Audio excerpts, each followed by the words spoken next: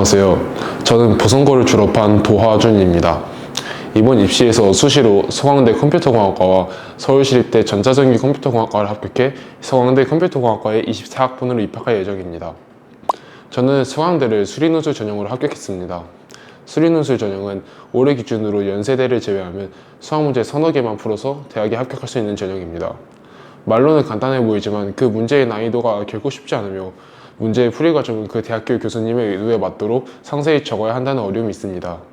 수리논술 전형에서 좋은 결과를 이루기 위해선 그 수학 문제들을 감으로 풀기보다는 개념을 정확하게 숙지하고 그 개념의 다양한 활용법을 알고 있어야 합니다.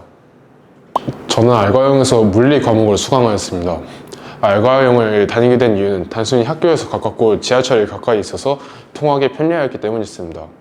하지만 알과형을 다니면서 수업의 분위기가 되게 좋았고 선생님들과 활발하게 소통하여 문제를 같이 풀면서 물리 수능 준비를 할 수 있어서 좋았습니다. 저는 구본철 선생님의 강의를 들었는데 선생님께서는 문제를 다양한 각도로 바라보고 여러 가지 방법으로 풀 수 있도록 유도해 주시는 것이 특히 좋았다고 생각합니다. 그리고 수능 직전에는 개념 정리본과 같은 다양한 자료들을 제공해 주셔서 수능 직전에 개념을 빠르게 훑어보고 정리할 수 있어서 좋았습니다. 그리고 개인적으로 수리 논술을 준비하면서 물리2 부분의 내용들도 대비해야 돼서 어려웠었는데 구모철 선생님께서 질문을 드리니 흔쾌히 그리고 명확하게 설명해 주시고 논술 준비를 열심히 도와주셔서 매우 좋았고 그 덕분에 좋은 결과로 이어진 것 같습니다. 저는 수능에서 물리와 지구과학 과목을 선택했습니다. 물리의 경우에는 제가 역학 부분의 문제들을 풀면서 재미를 느꼈고 물리 공부를 계속하면서 물리에 대한 자신감을 어느 정도 가지고 있어서 선택하게 되었습니다. 지구과학은 몇몇 부분이 물리 1, 2 과목을 가지고 설명이 가능하다는 점에서 저에게 더 친근하게 다가왔습니다. 제가 좋아하는 물리 과목을 통해 지구과학을 공부하니 다른 과학 과목에 비해 지구과학이 이해하기 훨씬 쉽다고 느껴져서 지구과학 과목을 수능 두 번째 과목으로 선택하게 되었습니다. 물리 과목에서 가장 중요한 것은 개념의 숙지와 복습이라고 생각합니다. 개념은 빈 종이에 물리의 모든 개념을 완벽하게 적을 수 있을 정도로 숙지하였고 난이도가 꽤 있는 부분이 역학의 경우에는 소소한 문제풀이 팁까지 하나하나 적을 수 있을 정도로 반복하여 개념을 숙지하고자 하였습니다. 복습을 할 때에는 단순히 문제를 다시 풀고 읽어보는 것이 아니라 문제를 풀다가 막힌 부분이 있었다면 왜 막혔는지, 어떻게 해야 그 부분을 넘어서 정답으로 이어질 수 있을지, 그것보다 더 빠르게 풀 수 있는 방법은 없었는지 고민하면서 복습을 진행했습니다. 이렇게 계속해서 물리를 공부하다 보면 자신의 실력의 상승을 체감할 수 있을 정도로 빠르게 실력을 상승시킬 수 있다고 자신하고 있습니다. 지구과학은 문제 한두 개로 등급이 바뀌는 과목이기 때문에 개념 공부를 완벽하게 하는 것이 중요하다고 생각합니다.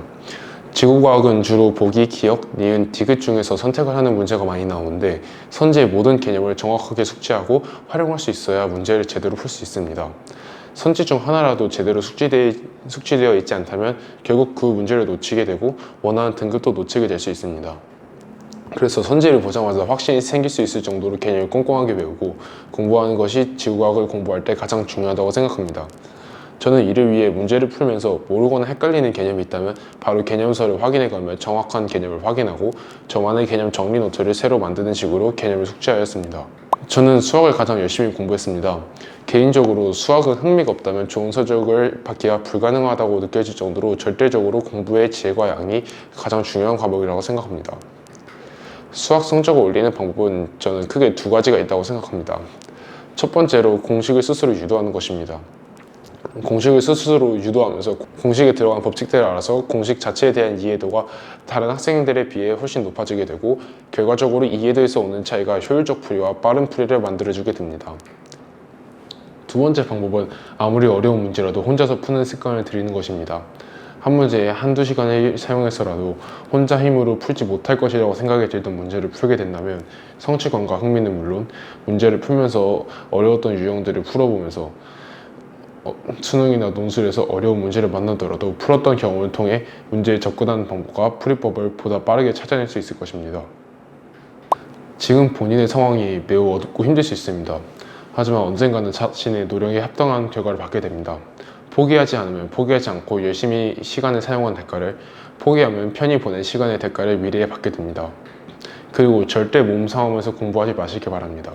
졸리면 자고 힘들면 휴식도 조금씩 취하며 공부하시기 바랍니다.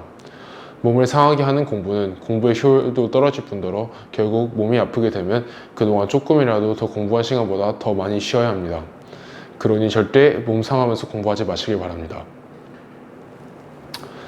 알과형은 선생님과 학생들이 같이 만들어 나가는 수업을 진행합니다.